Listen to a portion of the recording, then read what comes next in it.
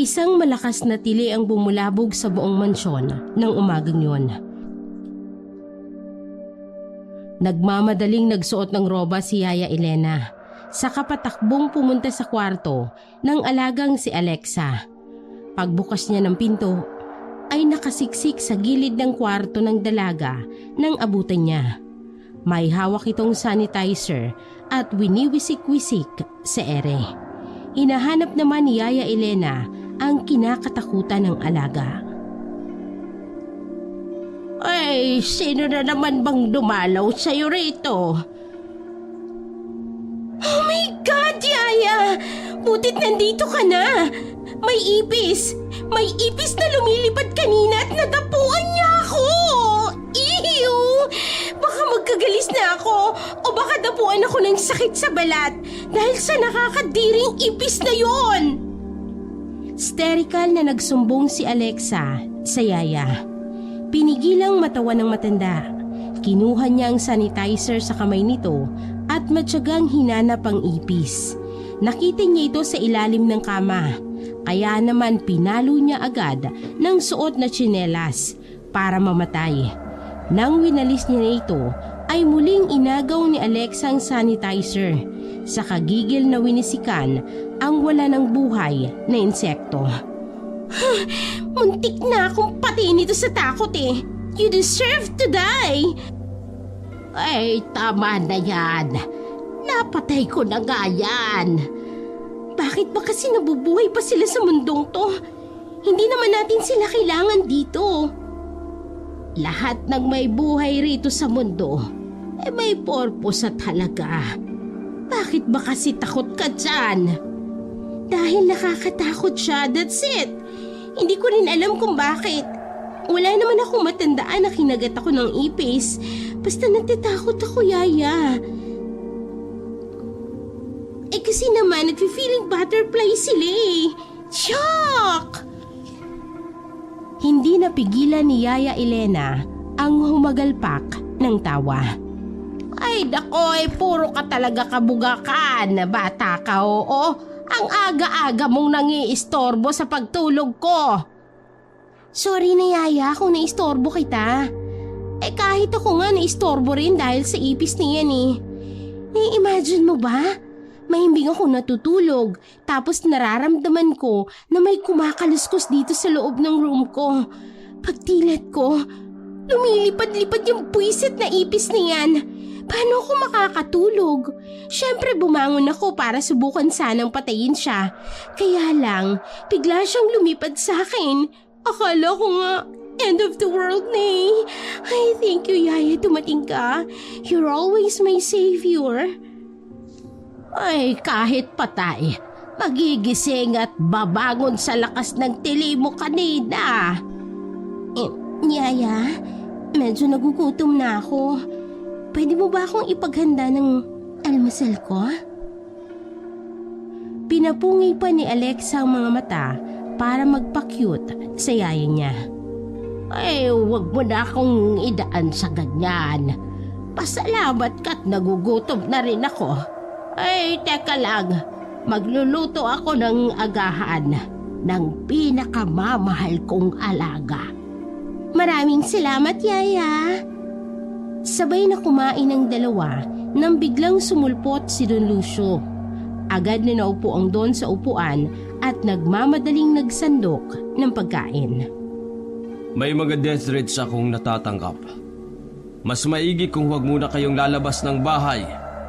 Ikaw, Alexa, huwag ka munang gagala ha.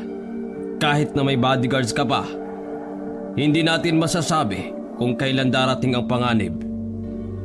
Paano ang trabaho ko, Dad? Huwag mo munang isipin ang trabaho mo. Nandyan lang yan. Mas mahalaga ang kaligtasan mo. May hint po ba kayo kung sino ang posible nagpapadala ng mga threats? Mahirap magbintang kung sino. Maraming pwede, kung sakali. Alam mo naman, business matters. Dad, what if magdagdag kayo ng mga bodyguards? Ay, natatakot ako. Baka kung anong gawin ng mga taong yan sa'yo. Ay, no need na, iha. Nireport ko na sa pulis ang tungkol dyan. Basta sundin mo na lang ang bilin ko, ha? Hanggat hindi pa tayo sure sa safety natin. Okay, Dad. Masusunod po. Yaya, bantayan niyo ho yung alaga niyo. Baka matakasan na naman po kayo. Ay, papaluin ko na siya kapag inulit niya pang takasan ako. Sabay na nagkatawanan ng Yaya, pati na rin ang Don.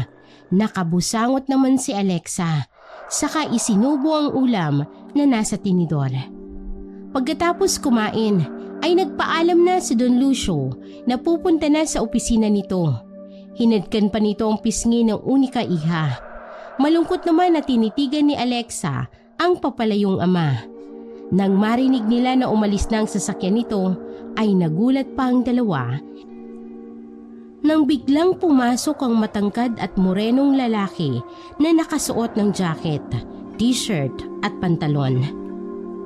And who the hell are you? Nagugutom ako. Kakain ako. Intruder! Guard! Palabasin mo nga ang taong to! Parang walang narinig ang binata. Naupo siya sa lamesa at nagsimulang magsandok ng pagkain na nakahain. Hoy! Sinong nagsabi sa'yo na pwede kang makikain dito? Yun ang sabi ng daddy mo. Sabi niya, kumain daw ako. Saka pwede ba? Huwag kang maingay. Magdamag akong nagbantay dyan sa labas ng bahay niyo.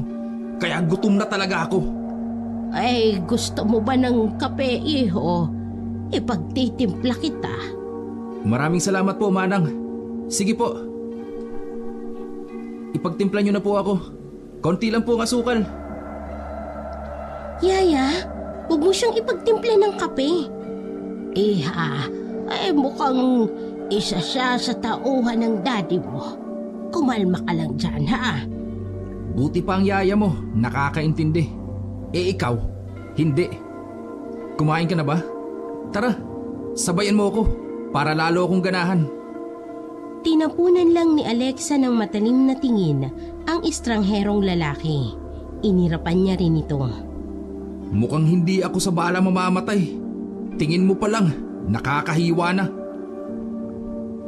Tigilan mo ako sa pang-aasar, ha? Bakit bang sungit mo?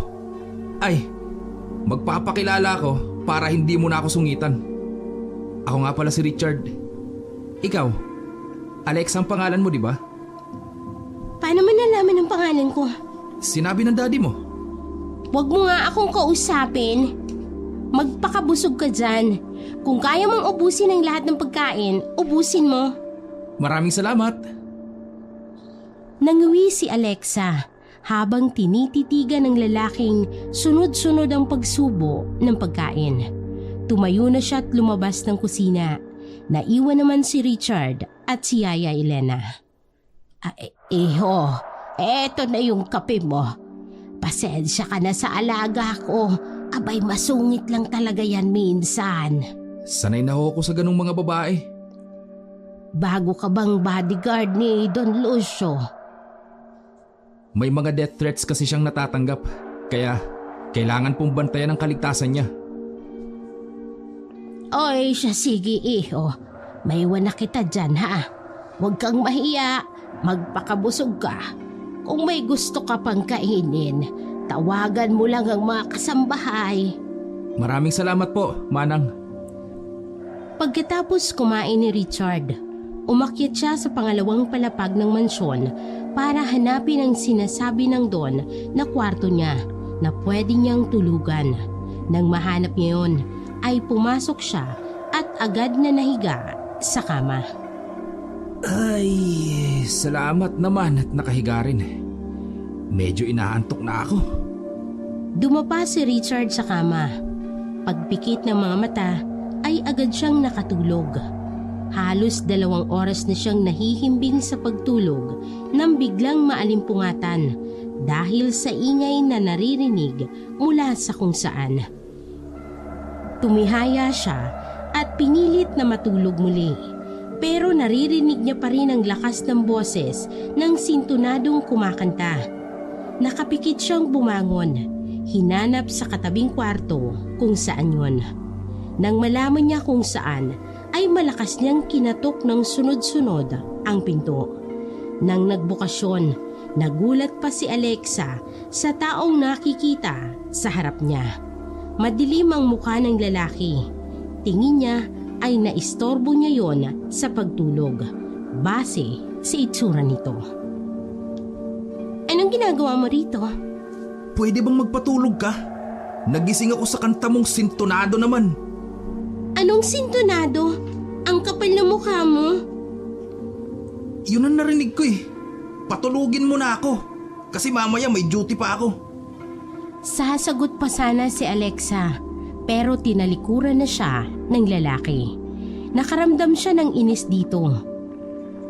Sinundan niya kung saang kwarto pumasok si Richard. Hindi na siya nagtaka nang pumasok yon sa guest room. Ang bastos niya. Wala man lang preno kung magsalita. Sintonado raw ang boses ko. Sa sobrang inis ay napaluha ng konti si Alexa. Hindi niya matanggap na may taong nagsabi sa kanya na pangit ang boses niya. Maghapong nagkulong si Alexa sa kwarto habang paulit-ulit na pinapatay sa utak ang lalaki. Nang gabing yon ay nagising si Alexa dahil sa nag-iingay na cellphone. Nang sagutin niya ang tawag, ay ang kaibigan niyang si Alea ang nabosesan. Sis! Kakauwi ko lang dito sa Pinas. Surprise ang pag-uwi ko. Nasurpresa ba kita? Bakit hindi ka nagsabi na uuwi ka? Sana nasundo kita sa airport. Paano pa magiging surprise kapag sinabi ko? Oh, kailan tayo magkikita? As of now, hindi ako pinapayagang lumabas ng dad ko. Ha? Bakit naman? May ginawa ka ba kaya off-limits ka? Wala. Good girl yata to. May mga death threats kasi. Kaya binabawalan niya muna akong lumabas. Oh my God! Totoo ba yan? Sino naman ang gagawa niyan? I have no idea pa kung sino. Basta sabihan mo ako kapag free ka na. May mga pasalubong ako sa'yo dito. Basta kapag pinayagan ako, tatawagan kita agad. Okay, sige. Bye! Nakaramdam ng lungkot at inip si Alexa. Gusto niyang makita ang kaibigan. Pero kapag tumakas siya, tiyak na mapapagalitan siya. Hinawi niya ang kurtina at sumilip sa labas ng kwarto. Mula sa kinatatayuan ay natanaw niya si Richard na nakatayo malapit sa gate nila. Nakakasira ng gabi. Ikaw pa talaga yung nakita ko? Napalingon si Alexa sa pinto ng kwarto nang may kumatok. Pagbukas niya ay si Yaya Elena ang nakatayo doon. Tinatawag ka ng daddy mo. Sabay na raw kayong kumain ng hapunan. Sige Yaya, bababa na po ako. Habang kumakain ang mag-ama, panay ang tingin ni Alexa rito. Humahanap siya ng tiyempo para makapagpaalam.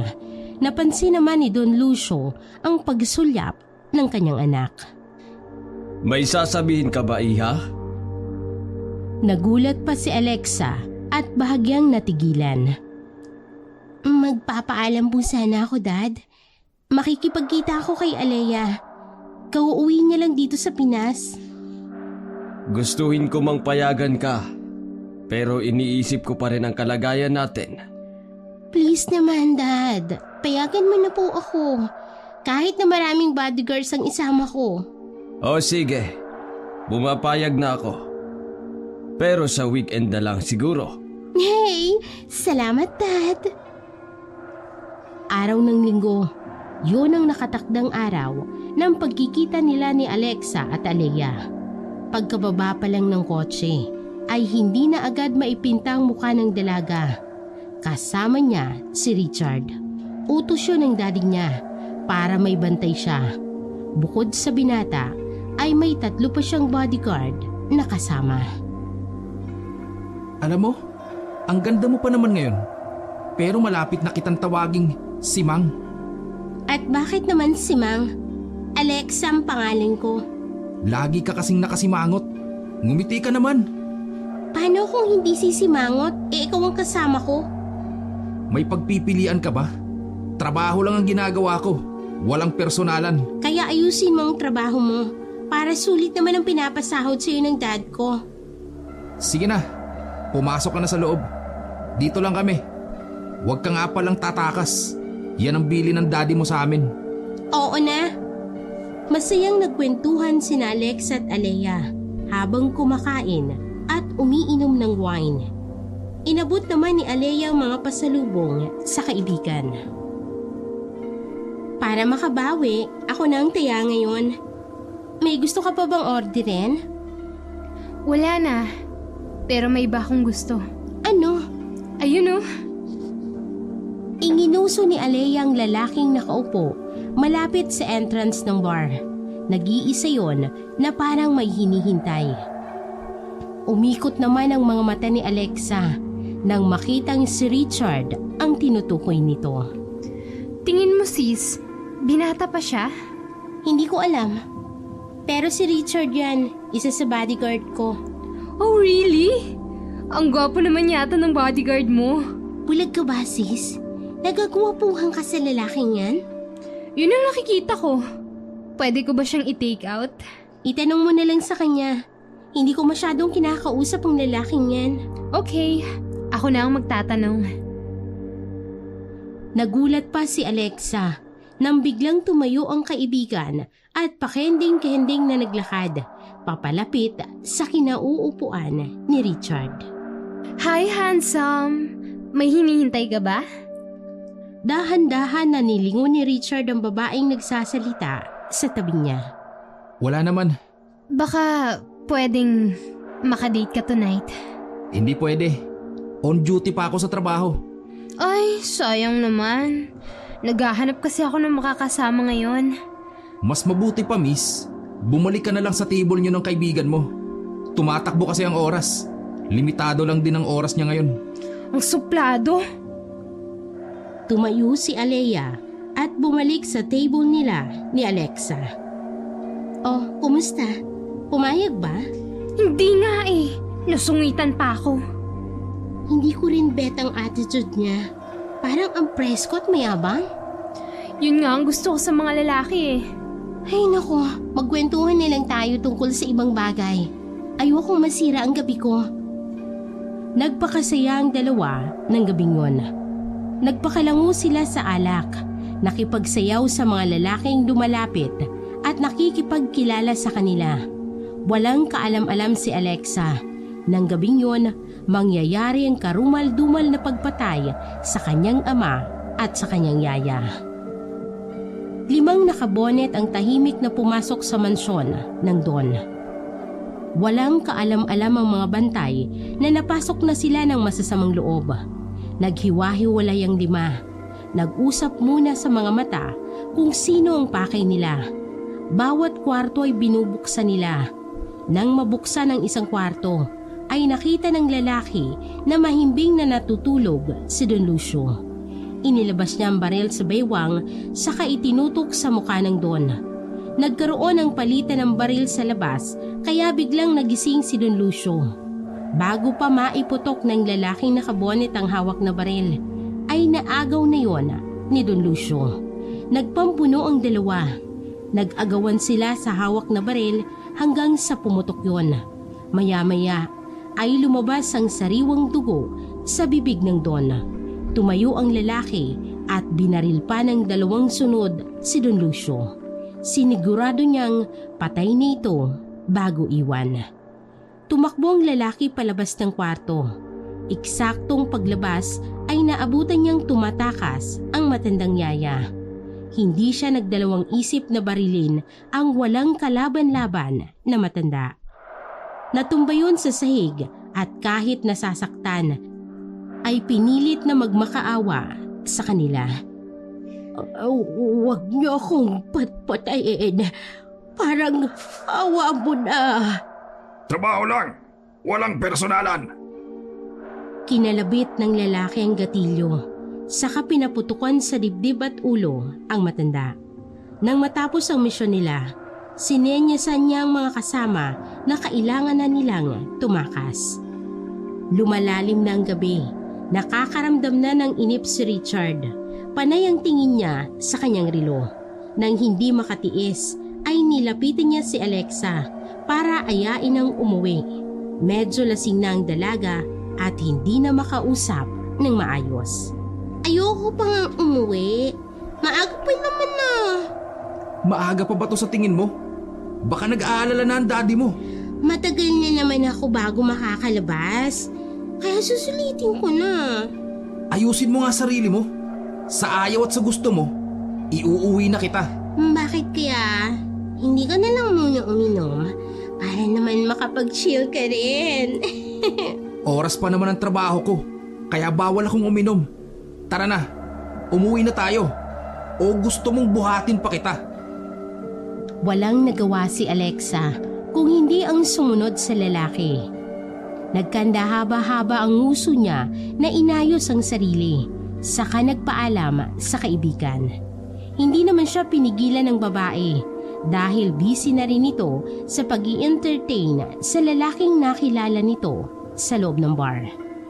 Habang sakay ng kotse, hindi maintindihan ni Alexa kung bakit bigla siyang nakaramdam ng kaba. Hindi tuloy siya mapakali sa kinauupuan. Pinalakasan niya ang aircon dahil pakiramdam niya ay sinasakal na siya sa init. Napansin naman ni Richard ang kakaibang ikinikilos ng amo. Kinuha niyang isang bote ng tubig at binuksan yon. Ibinigay kay Alexa. Inumin mo muna to para maging maayos ang pakiramdam mo. Nasobrahan ka yata sa alak na nainom mo. Walang kibong kinuha ni Alexa ang tubig at mabilis na nilagok.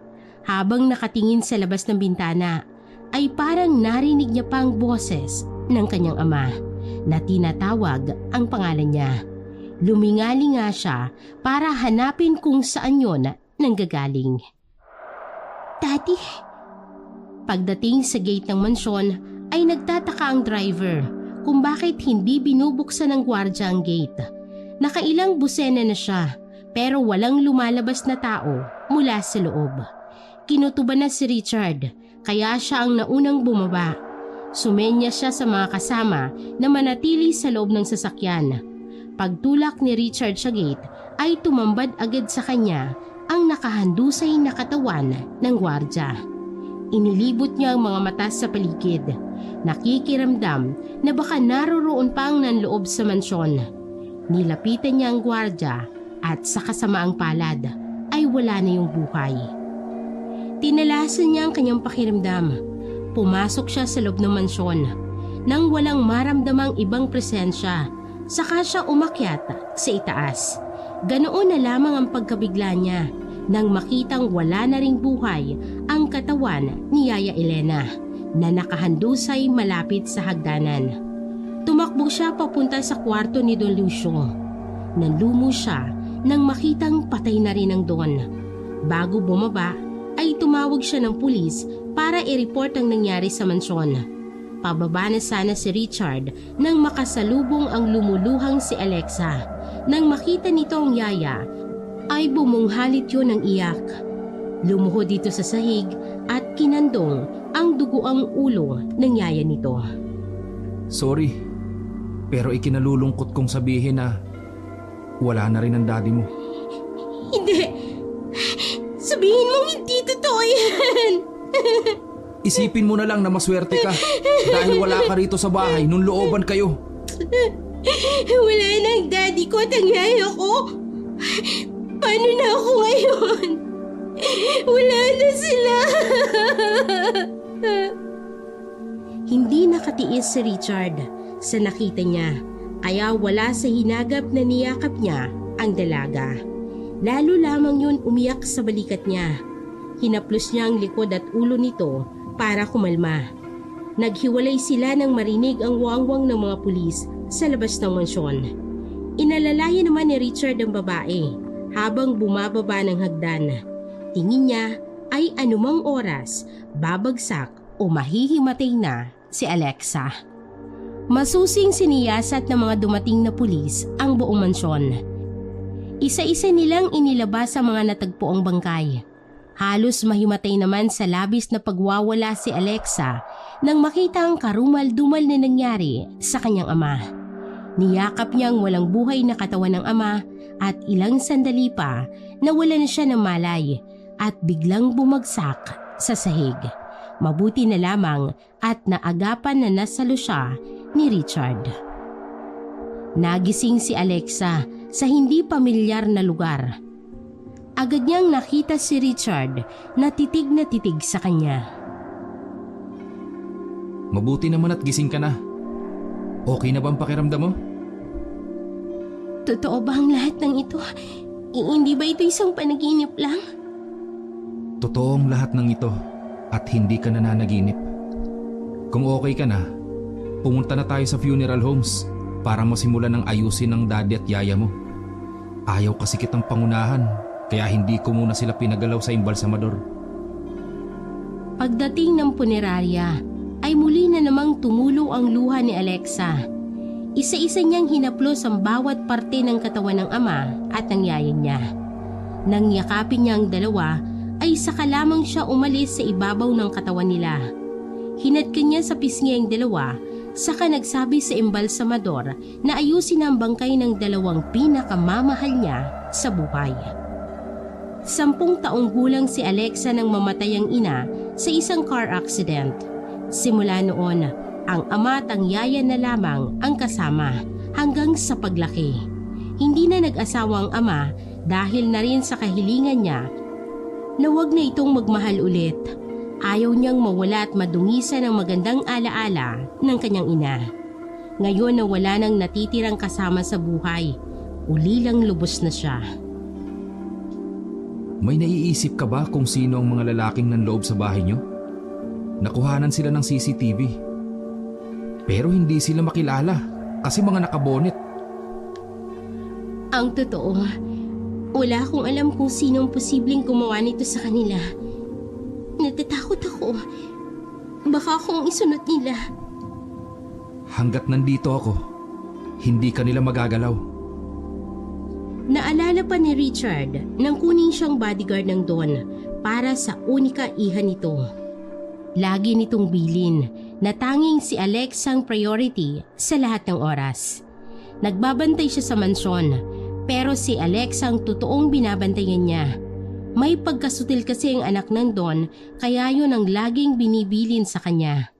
Kahit saan ito magpunta ay dapat kasama siya. Nangako pa siya na kahit buhay niya'y ibibigay niya para lamang maproteksyonan si Alexa. Bago siya magtrabaho sa Don ay dati siyang bodyguard ng isang congressman sa lugar nila. Kaya sanay na siya sa mga ambush at delikadong sitwasyon. 3 araw lang na ibinuro lang labi ng dalawa, saka nagpa siya si Alexa na ipalibing sila agad. Kahit pagod sa ilang araw na lamay, ay hindi pa rin dalawin ng antok ang dalaga. Pabaling-baling siya sa higaan ng gabing yon. Nagulat pa siya nang may tumakip sa bibig niya. Sisigaw na sana siya, pero namukhaan niya agad si Richard. Sumenyas ang binata na huwag maingay. Tango na lamang ang isinagot ni Alexa. Kailangan nating umalis ngayon. Parang may paparating na panganib. Saan tayo pupunta? Kahit saan. Yung hindi ka nila masusundan. Kumuha ng ilang gamit si Alexa, saka inilagay sa bag. Palabas na sila ng kwarto nang biglang may nagpaputok ng baril mula sa labas. Yan ang nga bang sinasabi ko. Nandyan na sila. Kinapa ni Richard ang baril na nakasuksok sa bewang. Hawak niya sa isang kamay si Alexa. Iniisip niya kung papaano sila makakalabas ng ligtas. Binuksan niya ang pinto at patago-tago sila habang tumatakbo. Naririnig pa rin nila ang palitan ng putok sa labas. Pagbaba nila ng hagdan ay muntikan ng tamaan ng bala ng baril si Richard. Mabuti na lamang ay nakailag siya. Itinulak niya si Alexa sa kabinaril ang lalaking nakabonet. Nang bumagsak yun sa sahig, saka nagmamadaling tumakbo palabas ang dalawa. Sumakay sila sa kotse. Saka pinasibadyon papalayo. Palingon-lingon sa likod si Alexa na baka nasundan sila ng gustong pumatay sa kanya. Paano mga kasama mo doon? Naiwan sila. Alam na nila ang gagawin. Mas importante yung ligtas ka. Maraming salamat, Richard. Kung hindi dahil sa iyo, baka pinaglalamayan na rin ako. Ginagampanan ko lang ang trabaho ko. Ipinangako ko kasi kay Don Lucio na kahit anong mangyari, poprotektahan kita. Iniiwas ni Alex ang tingin sa binata. Nakaramdam siya ng konting kilig dahil sa sinabi nito. Nanahimik siya at ipinikit ang mga mata. Hindi niya namalayan na nakatulog siya at nagising siya dahil sa mahinang haplos na iginawad sa pisngi niya.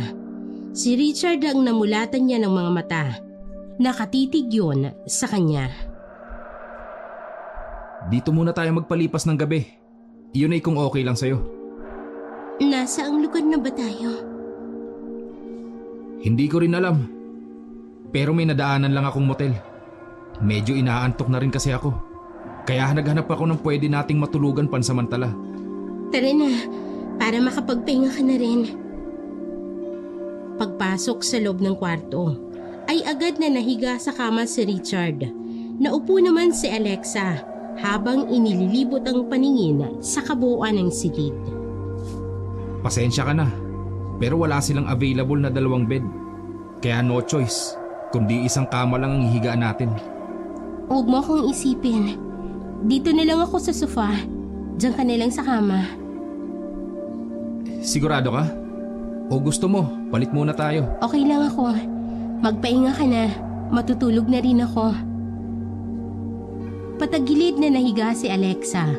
Nakatalikod siya sa binata, kaya hindi nito nakikita kanina ang pinipigilang mga luha. Muli na naman kasi niyang naalala ang ama at ang kanyang yaya, kaya naman naging emosyonal siya. Daddy, Yaya, sana masaya kayo kung saan man kayo ngayon. Kung naririnig o nakikita niyo ako ngayon, sana gabayan niyo ako. Hindi ko na alam ang gagawin ko. Hindi ko na alam kung ano pang naghihintay sa akin. Napansin ni Richard ang bahagyang pag-alog ng balikat ni Alexa. Gusto niya sanang bumangon para patahanin ang babae, pero pinigilan niya ang kanyang sarili. Alam niyang sa pagkakataong yun ay nagluluksa pa ito dahil sa nangyari sa pamilya nito. Kabilugan ng buwan, nagsimulang mangating isang nilalang at tinubuan na siya ng mga balahibo sa katawan. Nagmistulang humaba ang mga kuko at ang pangil niya. Ilang sandali pa ay naging malaking aso na ito. Mabilis itong tumakbo sa itaas ng burol at umalulong ng malakas. Ho! Saway ng isang lalaki sa kanyang kalabaw. Kasalukuyan siyang nakasakay sa alagang kalabaw. Galing siya sa loob ng gubat dahil may kinuha siyang halamang gamot sa utos ng manghihilot. Kasalukuyang nanganganak ang kanyang asawa sa maliit na kubo nila. Bakit ka ba nagwawala? Lintik na kalabaw ka! Inis na saway niya rito, ngunit hindi ito tumigil sa pagwawala. Dahilan para mahulog siya rito. Sapo ang kanyang balakang na pinipilit tumayo ng may edad ng lalaki. Kumaripas ng takbong kalabaw papalayo at iniwan siya sa gitna ng masukal na gubat na yun.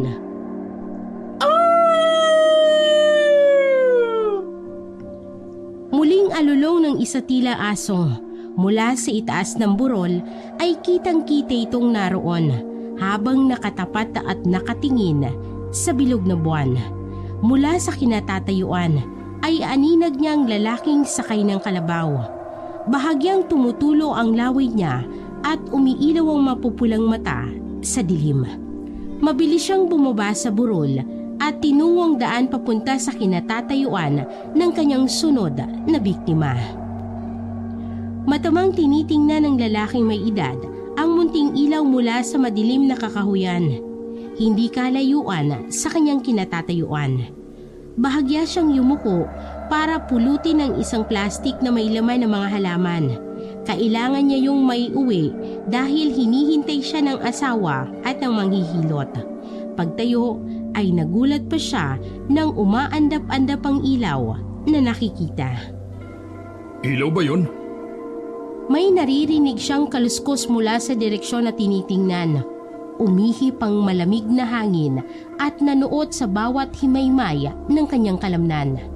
Hindi niya maintindihan ang kilabot na bumabalot sa kanyang pagkatao. Naaalala niya mga kwento ng buong baryo sa tuwing kabilugan ng buwan ay may isang halimaw ang gumagala at pumapatay sa lugar nila. Matagal na yung napapabalita, ngunit hanggang ngayon ay hindi pa rin nahuhuli ang halimaw. Mabilis na hinawakan ng lalaki ang gulok na nakasabit sa baywang. Naririnig niya ang presensya ng isang nilalang. Alam niyang papalapit ito sa direksyon niya dahil sa siit na naaapakan nito. Iginala niya ang kanyang mga mata sa paligid. Halos mangalog na ang tuhod niya sa takot. Nakakaramdam siya ng panganib, ngunit hindi maaaring panghinaan ng loob. Hinigpitan niya ang hawak sa gulok at sumigaw. Kung sino ka mananariyan ka, hindi ka sasantuhin ang gulok ko! Ang mumunting ilaw na nakikita kanina sa dilim ay mabilis na naglaho. Ganoon na lamang ang gulat niya nang dambahin siya ng malaking hayop.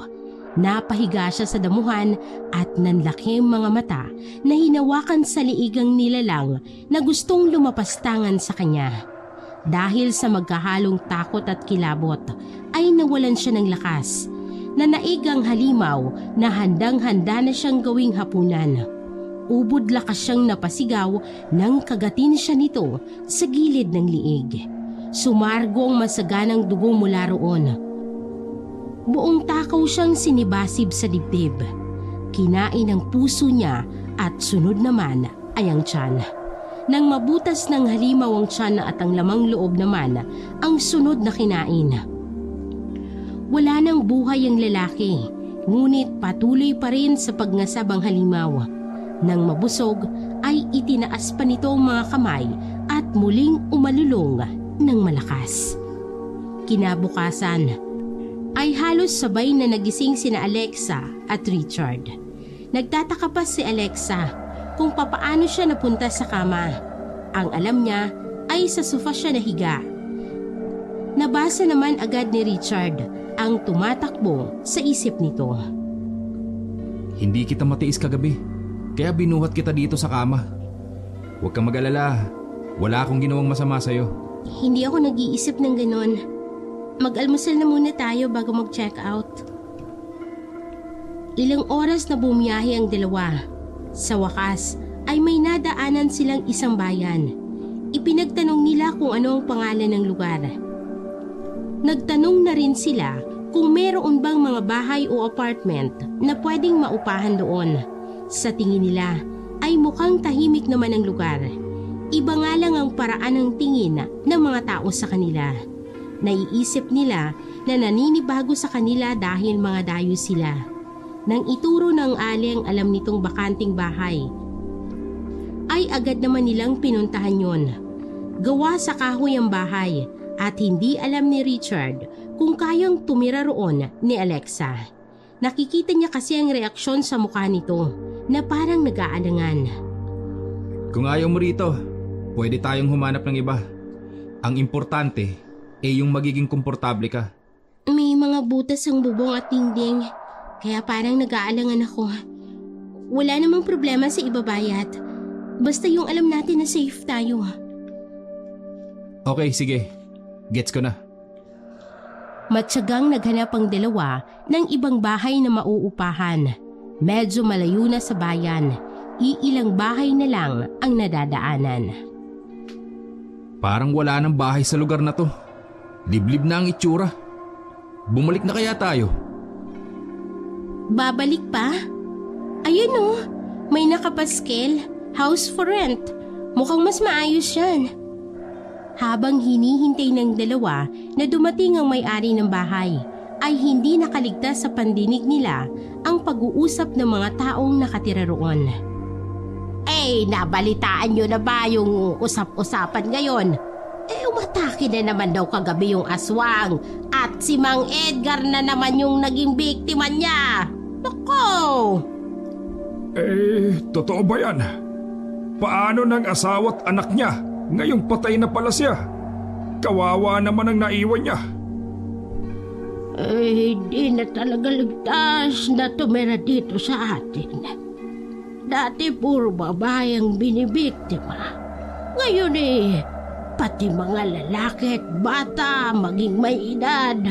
Wala nang pinipili. Sino kaya ang aswang dito sa lugar natin? Sa tagal ng panahon, kahit sino walang nakakaalam o nakakakilala sa kanya. Paano mo nga naman makikilala? Nagpapalit ng anyo. Sa dami ng nakatira dito, mahuhulaan mo ba kung sino siya? Nagkatinginan sina Richard at Alexa. Hindi nila alam kung maniniwala sila sa mga narinig. Pero hindi nakatiis ang binata at tinanong niya ang mga nag-uusap. Magandang umaga ho. Mawalang galang na po ha. Totoo po ba yung narinig namin na may aswang sa lugar na ito? Tama ang narinig ninyo. Teka. Hindi ba kayo taga rito? Ngayon ko lang kayo nakita. Opo. Dayo po kami. Hinahanap po namin ang may-ari ng bahay na yan. Balak po sana naming upahan. Kung ako sa inyo, huwag nyo nang balaking tumira rito. Mapapahamak lang kayo sa lugar na ito. Hindi naman po siguro kami guguluhin ng aswang na sinasabi nyo. Wala naman po kaming ginagawang masama. Kailangan lang po namin ng pansamantalang matutuluyan. Asawa mo ba yung kasama mo? Opo. Hintayin niyo ang may-ari at ipatatawag ko sa apo ko doon sa bahay niya. Maraming salamat po. Tumalikod na si Richard at bumalik sa kotse. Hindi nakatiis si Alexa at sinita siya. Ano yung narinig kong sinabi mo mag-asawa tayo? Hayaan mo na. Kailangan ko lang sabihin yun para matigil sila sa pagtatanong. Hindi ko pwedeng sabihin na may humahabol sa atin at baka lalo nila tayong itaboy. Mukhang makaluma pa rin ang mga taong nakatira sa lugar na to. Mantakin mong naniniwala pa sila sa aswang hanggang ngayon? Paano kung totoo ngang may aswang? Di maghanap na lang tayo ng ibang lugar na pupuntahan. Okay na tayo dito. Tingin ko naman safe tayo sa lugar na to. Okay, ikaw ang bahala. Kalahating oras na naghintay ang dalawa bago dumating ang may-ari ng bahay. Nagpakilala naman ang lalaki at kinausap sila. Walang problema sa babayaran namin. Kailangan lang na may matuluyan kami ngayong araw at sa mga susunod pa. Medyo malayo kasi ang pinanggalingan namin. Hindi na namin kayang maghanap pa. Mukhang maganda naman ang bahay na pinapaupahan mo. Ang totoo, kakapaayos ko pa lang ng bahay na yan. Ang dami na kasing sira simula nang umalis yung mga nakatira dyan. Swerte nyo dahil mukhang bago ang bahay. Kung okay na tayo sa napag-usapan, pwede na ba naming makuha ang susi? Pagod na kasi ang asawa ko. Pagpapahingahin ko muna siya. Hindi naman babuntis ang asawa mo. Kumunot ang noon ni Richard, saka sumulyap sa gawin ni Alexa. Hindi naman. Bakit mo natanong? May aswang kasi na gumagala sa lugar namin. Hindi naman sa tinatakot ko kayo pero yun ang totoo. Mag-ingat na lang kayo ha. Hanggat maaari, huwag na kayong lalabas kapag gabi. Siguraduhin yung nakalak at nakasarado na ang mga bintana at pinto. Sa panahon ngayon, hindi na kami naniniwala dyan. Hindi ko kayo pinipilit na maniwala. Pero mag-triple ingat kayo ha. At gawin nyo na lang ang bilin ko. Mahirap magsisi sa huli. Sige, salamat. Pagpasok ng dalawa sa loob ng bahay, ay pasalampak na naupo sa upuan si Richard. Pakiramdam niya ay masasakit ang buong katawan niya. Okay ka na ba? Medyo masakit lang ang katawan ko. Kailangan ko lang tong ipahinga para mawala. Ilang kwarto dito sa bahay? 2, kaya tig-isa tayo ng kwarto. Mamili ka ng gusto mo. Doon ako sa hindi mo mapipili. Maayos naman ang naging tulog ng dalawa ng gabing yon sa bahay. Kinabukasan, paggising nila'y nag-aya si Alexa sa binata na pumunta sila sa palengke para mamili ng mga kailangan sa bahay. Pumayag naman ang binata dahil maayos na ang pakiramdam niya. Habang naglilibot sa palengke ay napapansin ng dalawa ang kakaibang titig ng mga tao sa kanila. Nagbubulungan pa ang mga taong naroroon. Nawirduhan sila sa mga inaakto nila. Ano kayang pinagbubulungan nila tungkol sa atin? Hindi ko alam at wala akong planong alamin. Nakakainis lang. Dahil pinagtitinginan nila tayo. Normal yan kapag dayo ka sa isang lugar. Hindi ka kasi nila kilala. Bili! Bili na kayo! Sariwa ang mga isda ko! Bagong huli ang lahat ng yan! Naagaw ang pansin ni Alexa nang sumisigaw na tindero ng isda malapit sa kanya. Lumapit siya roon at parang batang tinitigan ng mga buhay na isda na nasa banyera. Gusto mo ba niyan? Oo sana, nakakatuwa. Ngayon lang ako nakakita sa personal na buhay ko ng mga isda. Ang inosente mo naman pala. Sige, bibili tayo niyan. Lulutuin ko mamaya.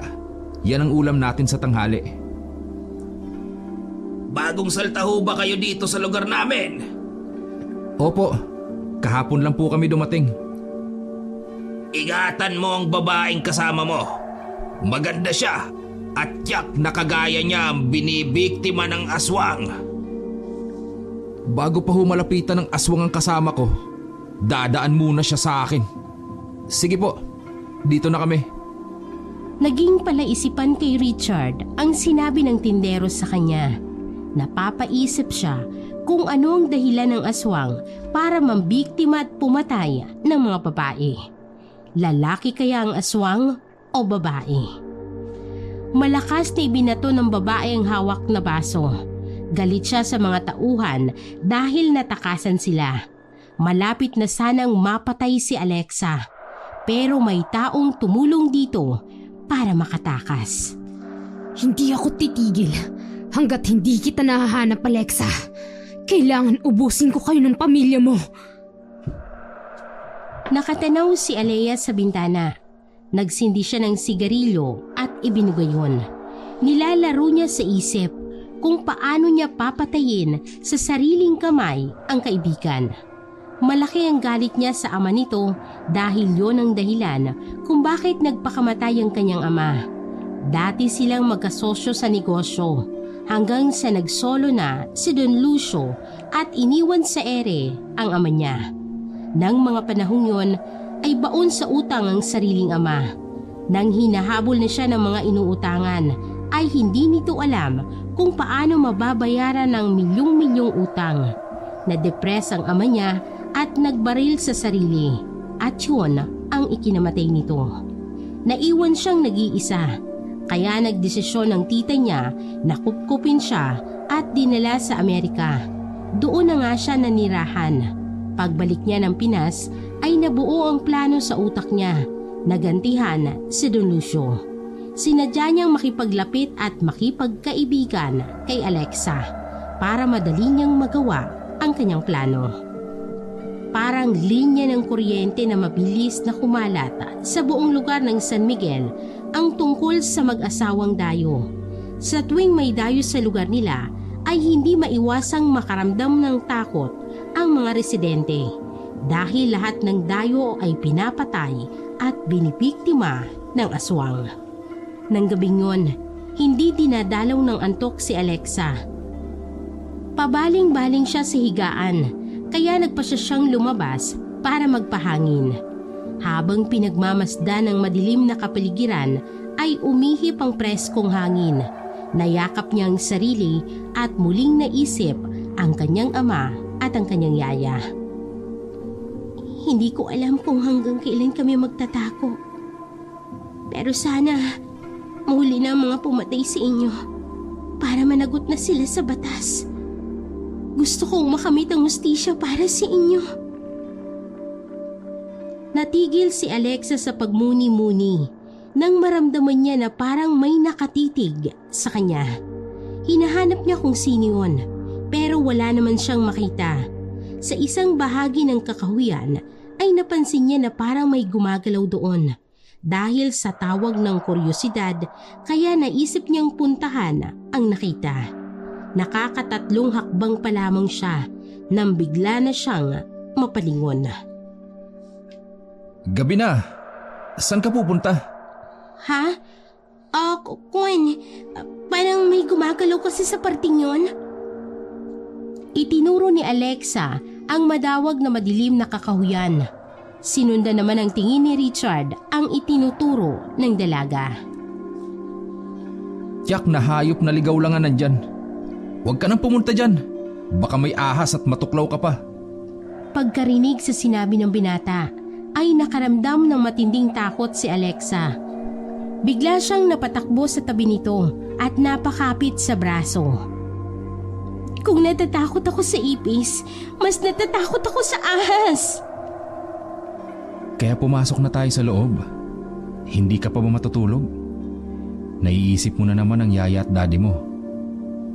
Lagi ko naman silang naiisip. Hindi sila nawawala sa utak ko. Hindi naman talaga biro ang mawala ng pamilya. Alam kong nararamdaman mo. Ikaw, may pamilya ka na ba? Uli lang lubos na ako. Namatay sa gera ang tatay ko. At ang nanay ko naman, namatay sa sakit na kanser. Wala akong kapatid, kaya nag-iisa lang ako. Asawa? O kaya anak? Meron ka? Wala. Puro kasi trabaho ang iniintindi ko. Pareho pala tayo. Wala rin akong kapatid. Tanging si Alea lang na parang sister ko. Speaking of Alea, baka nga pala tumatawag na siya sa akin. Hindi ko pa kasi nare-replyan ang text niya. Mas maganda kung wala kang pagsasabihan kung nasaan ka ngayon. Mahirap na. Sa sitwasyon mo ngayon, napakahirap magtiwala kahit kanino. Tara na, pumasok na tayo sa loob. Medyo inaantok na rin kasi ako. Huwag kang lalabas basta-basta sa susunod. Kapag gusto mong lumabas, sabihan mo ako para nasasamahan kita. Hindi ka pwedeng mawala sa paningin ko. Hinawakan ni Richard ang kamay ni Alexa at sabay na silang pumasok sa loob. Hindi nila nakita ang isang pares ng mapupulang mata na nasa kakahuyan at nakatitig sa kanilang dalawa. Nung umagang yun ay maagang nagising si Richard. Nagluto siya ng almusal at nag-init ng tubig. Habang umiinom ng kape ay naisipan niyang tumambay sa labas ng bahay. Naabutan niyang nagsisibak ng kahoy si Mang Ambo. Mang Ambo, magandang umaga po. Napakasipag niyo naman ho. Baka kailangan niyo ng tulong. Nako, ay yakang-yaka ko na ito. Mas malakas pa yata sa kalabaw to. Lagi niyo po bang ginagawa yan? Oo, kinuha ko ang mga kahoy na ito dyan sa gubat. Sayang nga, dahil may nakita akong baboy ramo. Pero hindi ko naman nahuli. Nakatakbo at biglang nawala. May mga mababangis na hayop pa pala po rito? Oo naman. Mas marami nga dati. Pero ngayon, kakaunti na lang. Parang magandang ideya yan ah. Ano po bang kailangan kapag nanguhuli ng baboy ramo? Kailangan mo ng barel, ng itak at yung tali. Bakit ba? Gusto mo bang subukan? Opo, sana eh. Para maranasan ko naman kahit isang beses lang po. Huwag ka lang magpapaabot ng gabi sa gubat na yan. Bakit naman po? Alalahanin mo, yung gumagalang aswang. Maraming natagpuan dyan dati na biktima ng aswang. Kaya takot na rin ang taga rito na magpunta dyan sa gubat. Seryoso po ba na may aswang? Paano po kung gawa-gawa lang yun ng mga matatandang nakatira po dito? Paano mo maipapaliwanag yung mga nawawalang laman loob ng mga biktima? May mga kagat sila sa iba't ibang parte ng katawan. Alam namin na hindi tao ang may gawa noon. Maniniwala lang siguro po ako kapag nakita ko na siya ng harapan. Natigil sa pag-uusap ang dalawa nang tawagin ni Alex ang binata. Nagpaalam si Richard sa matanda saka pumasok sa bahay. Habang magkasalong kumakain ng almusal ay hindi mawaglit sa isipan ni Richard ang biglang nabuong plano. Napansin naman ni Alexa ang malalim na inililipad ng isip ng kaharap. Saan ka na ba nakarating sa iniisip mo? Magpapaalam sana ako sa'yo. Mamaya bago magtanghali, naaalis ako. Saan ka naman pupunta? Pwede ba akong sumama? Dito ka na lang para mas safe. Doon ako pupunta sa gubat. Susubukan ko manghuli ng baboy ramo kung sakali. Ikaw ang bahala. Huwag ka lang magpapaabot ng gabi. 11:00 ng tanghali nang pumunta si Richard sa loob ng kagubatan para mangaso. Ilang beses niyang pinag-isipan ang plano at heto na nga siya ngayon. Papasukin niya ang masukal na kagubatan para manghuli ng mga likaw na hayop. Adventure sa kanyang pangangaso dahil first time niya ito na gagawin. Bumango ng matinding excitement sa dibdib niya at nagmamadaling bumaba para makauwi ng maaga. Kabilin-bilinan ni Alexa sa kanya na huwag siyang magpapaabot ng gabi sa loob ng gubat. Hawak ang baril ay itinutok niya ito sa isang baboy ramo na kasalukuyang naglalakad. Sinundan niya kung saan yun nagtungo. Ngunit mukhang matalas ang pakiramdam nito. Dahil mabilis na nakailag ng paputukan niya. Nagtatatakbo ito ng mabilis kaya naman tumakbo siya para sundan ito.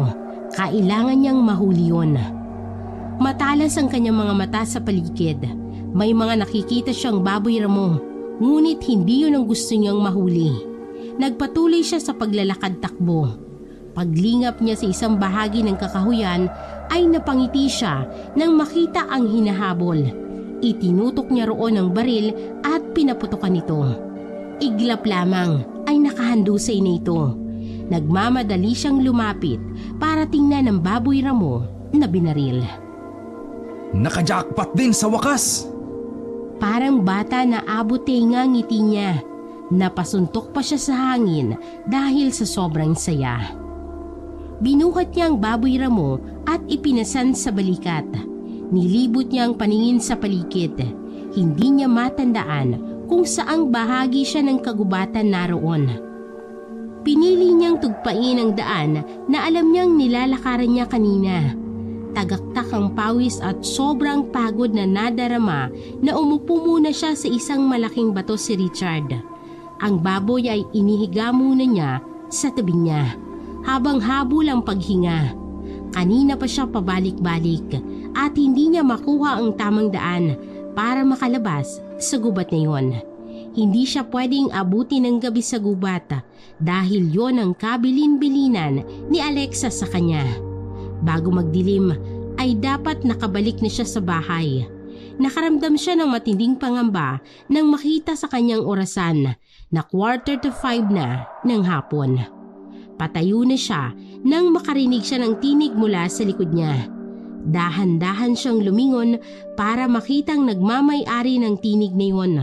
Tumambad sa kanya ang babaeng may daladalang piraso ng mga kahoy. Naliligaw ka ba? Oo eh. Kanina pa nga ako paikot-ikot dito sa gubat. Pero hindi ko makita ang tamang daan palabas. Sasamahan kita para makalabas ka dito. Hindi ka dapat nagpapaabot ng dilim dito sa gubat. Delikado. Tumayo siya at muling ipinasa ng nahuling baboy. Sumunod siya rito nang nagpatiuna ang babae. Habang naglalakad ay napansin niya ang katahimikan nito. Napansin din niya na ilag sa kanilang mga hayop na sumasalubong. Ilang minuto ang lumipas nang sa wakas ay narating din nila ang bukana ng gubat. Miss, salamat sa tulong mo. Tuwang-tuwa na sabi nito sa babae. Ngunit napatda siya nang hindi makita ang babaeng kasamang naglalakad kanina. Inilibot niya ang kanyang paningin sa paligid para makita ang babae. Ngunit bigo siya na makita ito. Kung sino ka man, salamat sa'yo. Nakalabas sa gubat si Richard, saka naman biglang tumunog ang cellphone niya. Nang makita niya ang pangalan ng pulis na may hawak sa kaso ng pamilya ni Alexa, ay agad niyang sinagot ang tawag. Hello pare, kanina pa kita tinatawagan pero hindi kita makontak. Wala lang sigurong signal kanina. Ano nga palang balita? May lead na kami kung sino ang mastermind at mga suspect sa pagpatay sa pamilya ni Alexa. Talaga? Sige, sabihin mo sa akin ang lahat ng nalalaman mo. Nang matapos mag-usap ang dalawa, ay umuwi na si Richard. Nagulat pa si Alexa nang makita kung ano ang dala ng binata. Totoo bang nahuli mo yan? Oo, may uulamin na tayo sa loob ng 1 buwan. Kinakain ba yan? Baka malason tayo. Masyado kang inosente. Mas masarap ang laman nito kaysa sa baboy na kulay puti. Siya nga pala, tumawag kanina si Sir Carlo. May balita na tungkol sa suspect. Talaga? Alam ba nila kung sinong pumatay sa pamilya ko? Sisiguraduhin pa nila. Ang payo ko lang sa'yo, iwasan mo munang makipag-usap sa kamag-anak o kahit kaibigan. Bakit naman? Sundin mo na lang ang payo ko. Nag-iingat lang tayo. Pagkatapos kumain ng hapunan, ay naunang umakyat si Richard. Dahil sa pagod, kaya mabilis siyang dinapuan ng antok. Habang nakikinig ng music sa cellphone si Alexa, ay biglang tumawag ang kaibigang si Alea.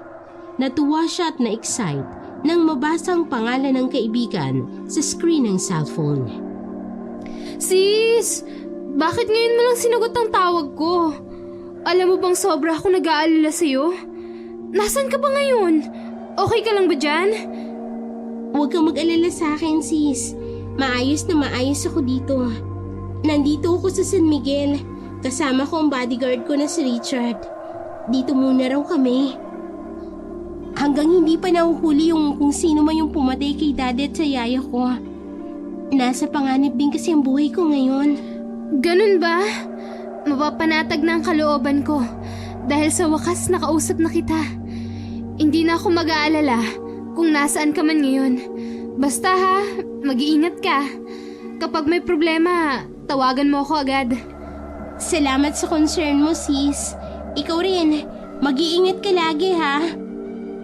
Huwag mo na lang ipagsabi sa mga kamag-anak ko kung nasaan ako. Okay, Kapi. Sige na, magpahinga ka na at gabi na. Kabilugan ng buwan ng gabing yun. Alam ng mga residente na lalabas ang aswang sa gabing yun. Maagang nagsara ng bahay ang mga tao at pinilit na matulog ng maaga. Nang gabing yun ay nakatakda rin ang nakaambang panganib kina Alexa at Richard. Lingid sa kaalaman nila, bumiyahe na ang mga tauhan ni Alea para iligpit sila. Nang gabing yun, sa kakahuyan ay pumarada ang 2 sasakyan, lula noon ang 5 lalaking pumatay kay Don Lucio at Yaya Elena. Kasama na rin nila ang amo at ang mastermind nila na si Alea. Nang masiguro na tahimik ang buong baryo, saka lumabas ang 6. Tandaan niyo ang bilin ko. Gusto kong buhay si Alexa kapag iniharap niyo siya sa akin. Maliwanag ba?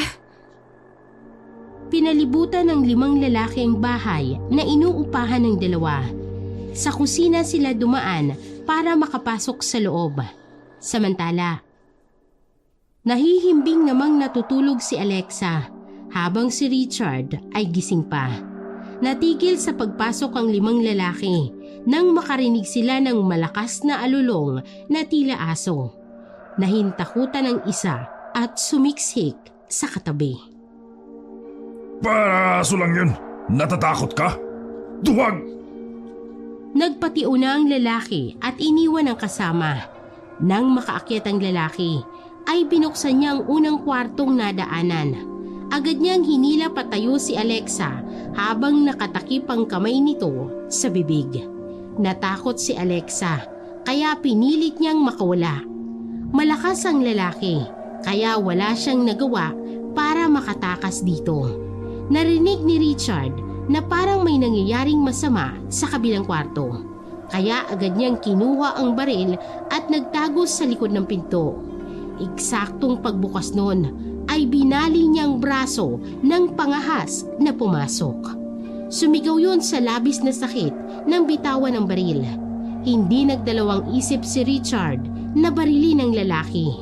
Narinig ng iba pang putok ng baril kaya nagmamadali silang lumabas ng bahay kasama si Alexa. Mula sa bintana ng kwarto ni Richard ay tanaw niya ang mga nanloob at dumukot kay Alexa. Mabilis niyang sinundan ng mga yon. Nagdarasal siya na sana'y maabutan niya ang tumangay sa dalaga. Ang nakangiting si Alea naman ang nadatna ni Alexa na naghihintay sa kanya sa labas ng sasakyan. Nalito siya kung ano ang nangyayari. Sis, anong ibig sabihin nito? Kung sino-joke mo ko, hindi magandang biro to ha? Sino nagsabing nagjo-joke ako? Ang tagal kong hinintay ang pagkakataon na to. Kahit saan ka magtago, mahanap kita! Bakit mo to ginagawa? Anong kasalanan ko sa'yo? Wala kang kasalanan.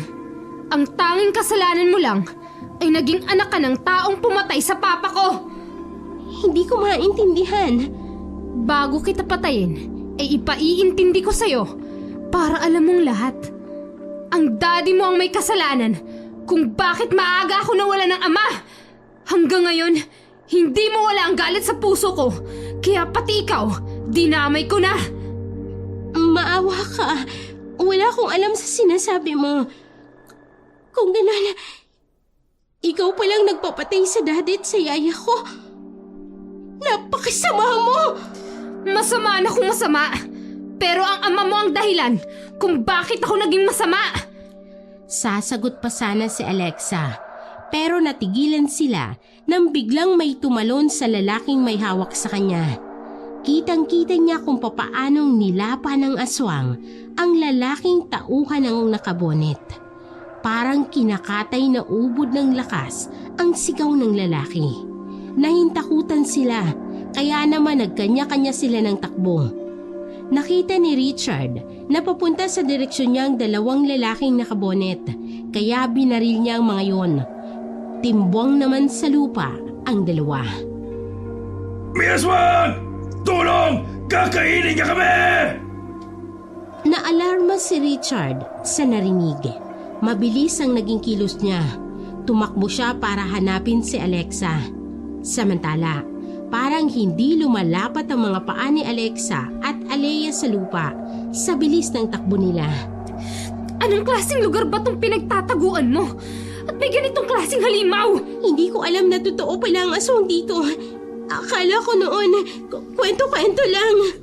Ma'am, nakain ang isang kasama natin. Paano kung kainin din niya tayo? Ikaw ang susunod na ipapakain ko kapag hindi ka tumigil. Hawakan mo yung sa Alexa at huwag mong pakakawalan. Gusto ko pa siyang pahirapan sa mga kamay ko. Pakiramdam ni Alea ay malayo nang narating nilang tatlo.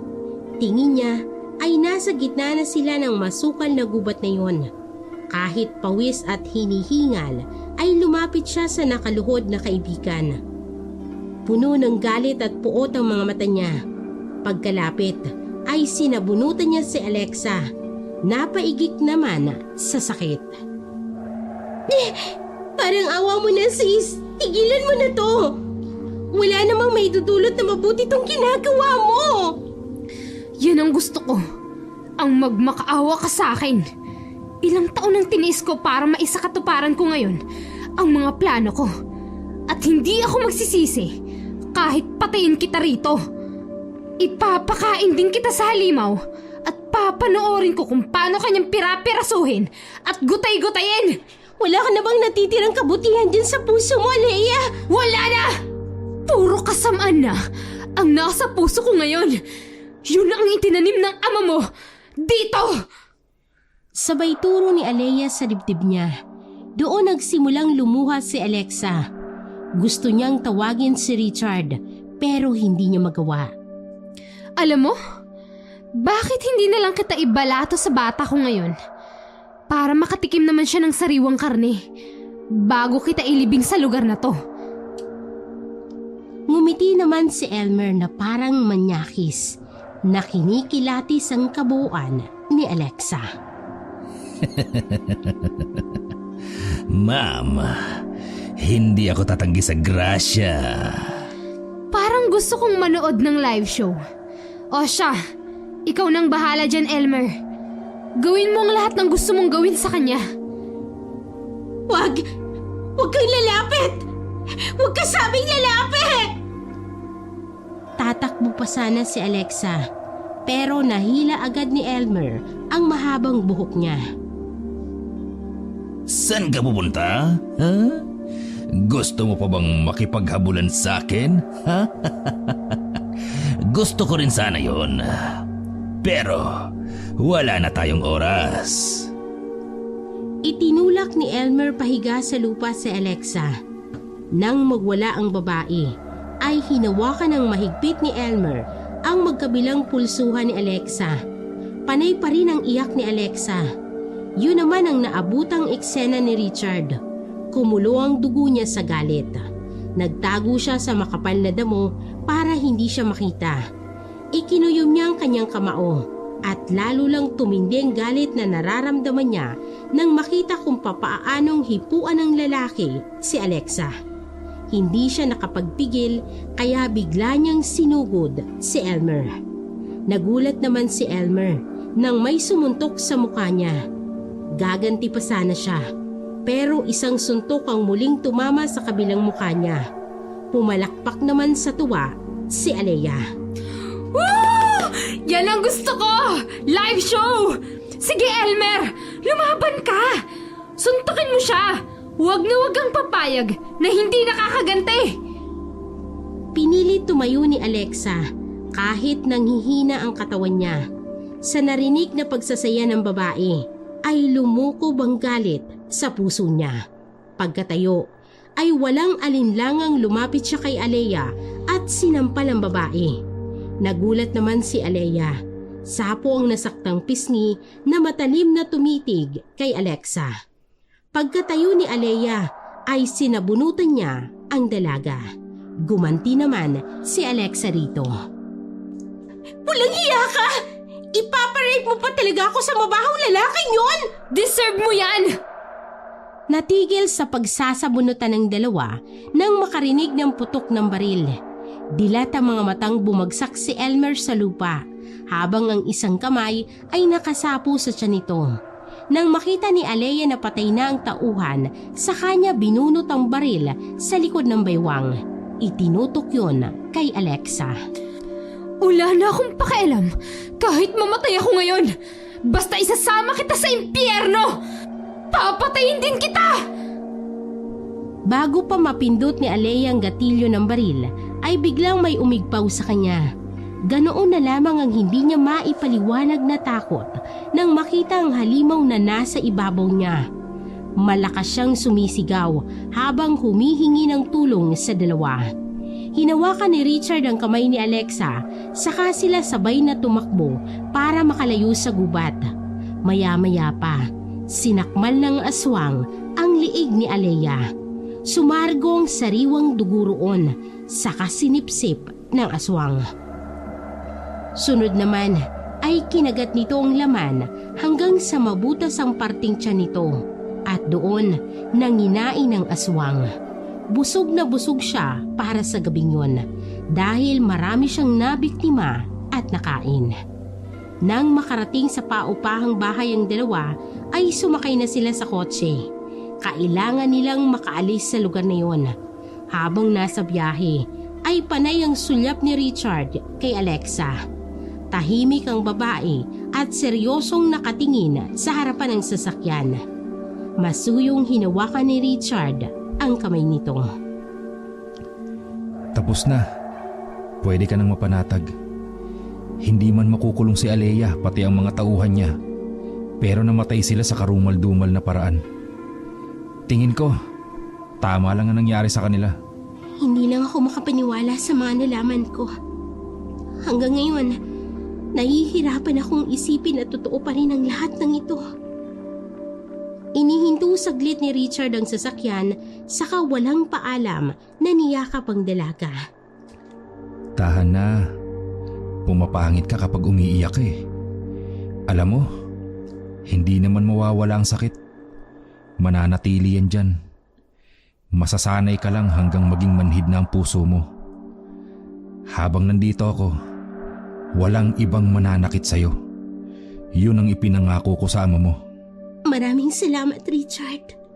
Kailangan na natin bumalik sa mansyon. Safe ka na mula ngayon. I-report na lang natin sa may hawak ng kaso ang tungkol sa nangyari ngayon. Halos mag-uumaga na nang makarating sa mansyon ng dalawa. Agad na tinawagan ni Richard si SP Juan Carlo para ibalita ang nangyari.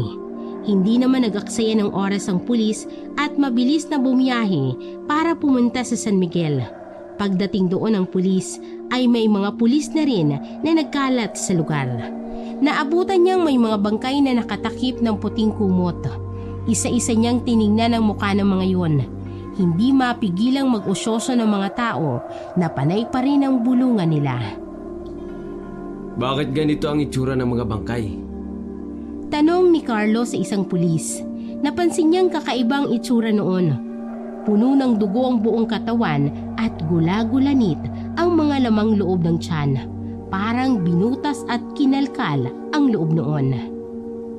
Maniwala man kayo hindi. Pero aswang po ang may gawa yan. Aswang? Opo, matagal nang gumagala ang aswang dito sa bayan namin. Masyado lang siyang matinik at madulas. Kaya hanggang ngayon hindi pa namin nahuhuli. Dayo sila rito sa lugar namin. Kaya sila siguro ang napiling biktimahin ng aswang. Nang magpaalam ang pulis ay nahulog sa malalim na isipin si SPO Juan Carlo. Hindi niya alam kung maniniwala siya sa sinasabi ng pulis, pero ayon sa nakita niya ay malabong gawin yon ng isang normal na tao. Na-close ang kaso tungkol sa pagkamatay ng ama at yaya ni Alexa. Lumipas pa ang mga araw. Nang maging okay na ang pakiramdam niya ay inaasikaso niya ang mga naiwang negosyo ng ama. Simula ngayon, siya na ang may-ari at magpapatakbo noon.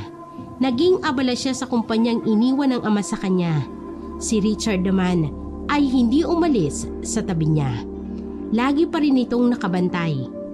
Hindi niya alam kung papaanong pasasalamat ang gagawin niya sa lahat ng tulong nito sa kanya. Kulang ang salitang salamat sa lahat ng pinagdaanan nilang hirap.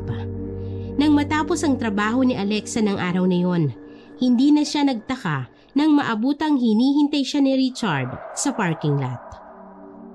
Pwede bang kumain muna tayo sa labas? Okay lang. Pagod at gutom ka siguro. Maraming ginawa sa office ngayon. Hindi na ako nakapag-lunch. Pagkarinig ni Richard sa sinabi ng dalaga, ay mabilis na nalukot ang mukha niya. Kabilin-bilinan ko, di ba? Na kahit gaano ka kabisi, kakain ka? Huwag ka nang magalit. Promise, hindi ko na uulitin. Gusto ko lang din nakasama kitang mag-dinner ngayon. Bakit naman? Namiss lang siguro kita. Hindi kumibo si Richard, pero matamis siyang napangiti dahil sa sinabi nito. Mabilis niyang pinaandar ang kotse. Saka walang paalam na hinawakan ang kamay ni Alexa. Maya-maya pa ay dinala yon sa labi ni Richard at hinadkan.